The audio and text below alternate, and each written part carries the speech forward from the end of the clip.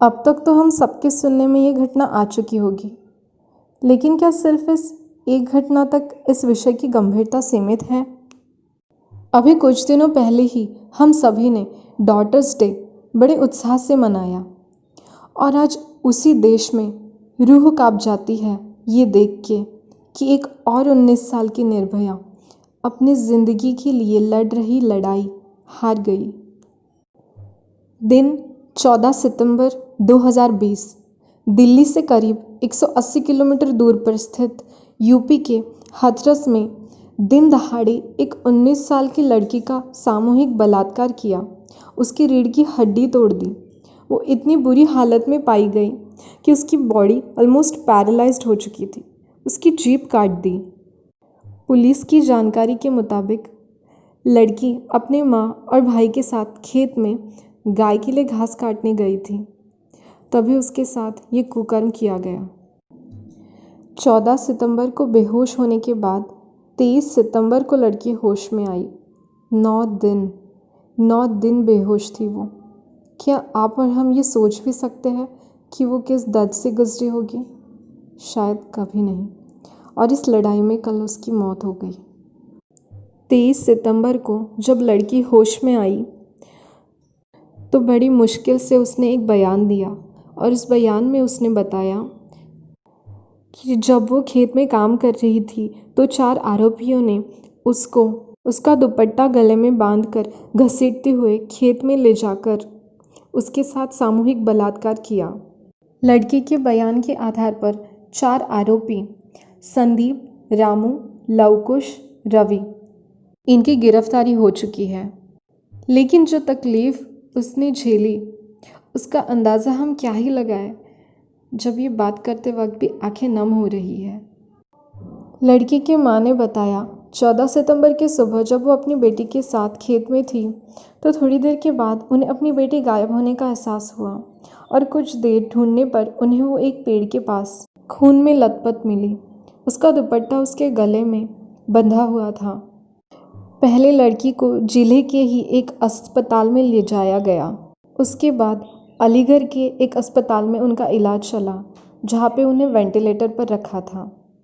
बाद में हालात गंभीर होने की वजह से उन्हें सफदरजंग हॉस्पिटल में शिफ्ट कराया गया, जहाँ पे आईसीयू में उनकी मौत हो गई। अब यहाँ पर बहुत सी और भी बातें बोली जा रही हैं, लेकिन क्या अब इन सारी बातों से उस लड़की ने जो तकलीफ़ उठाई, उसने जो दर्द सहा, वो कम हो जाएगा? क्या उसकी जान अब हम वापस ला सकते हैं? लेकिन इंसाफ तो होना ही चाहिए। इसीलिए इंस्टेंट जस्टिस की मांग की जाती है।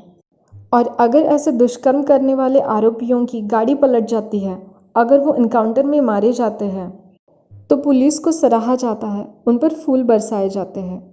बात की जाए इस हैवानियत की जो आज हमारे समाज में हो रही है, तो उसके लिए कौन जिम्मेदार है? शायद आप और हम। हाँ, सही सुना आपने। इसके लिए आपके और मेरे जैसे लोग ही जिम्मेदार होते हैं, जो वक्त रहते ऐसी दरिंदगी के खिलाफ आवाज़ नहीं उठाते। जब हम खुद ये बहुत बार सुनते हैं कि क्या हुआ, सिर्फ छेड़ा ही तो है, तो क्या हुआ अगर कहीं पे हाथ लगा दिया? क्या सच में आपको लगता है कि नज़रअंदाज करने से चीज़ें सुधर जाएंगी, बंद होंगी? नहीं, वो और बढ़ेंगी। आश्चर्य तो तब होता है जब ऐसे बयान सुनने में मिलते हैं, अच्छा हुआ हमारे घर में लड़की पैदा नहीं हुई। क्या सच में 2020 में भी हम इसी सोच के साथ जी रहे हैं?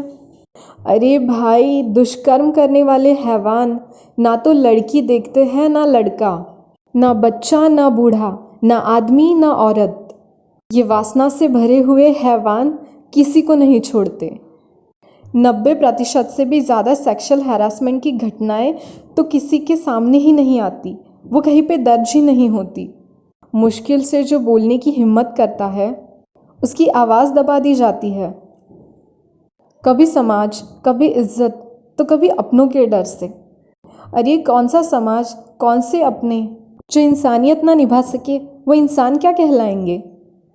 हमें ये बात समझनी होगी कि आप और हमसे ही तो बनता है ये समाज। अगर आज आवाज़ नहीं उठाई तो याद रखना, ये दस्तक आपके और मेरे दरवाजे पे कभी ना कभी होनी ही है। जाते जाते सिर्फ यही कहेंगे, सतर्क रहे, सावधान रहे, अपना और अपने परिवार का ध्यान रखें और दुष्कर्म के खिलाफ आवाज़ उठाएं। सिर्फ अपनी आंखें बंद करने से दुष्कर्म खत्म नहीं होता, उसके लिए समाज जागरूक होना चाहिए, सच के लिए बोलने की हिम्मत होनी चाहिए। अन्याय करने वाले से भी ज़्यादा अन्याय सहन करने वाला दोषी होता है।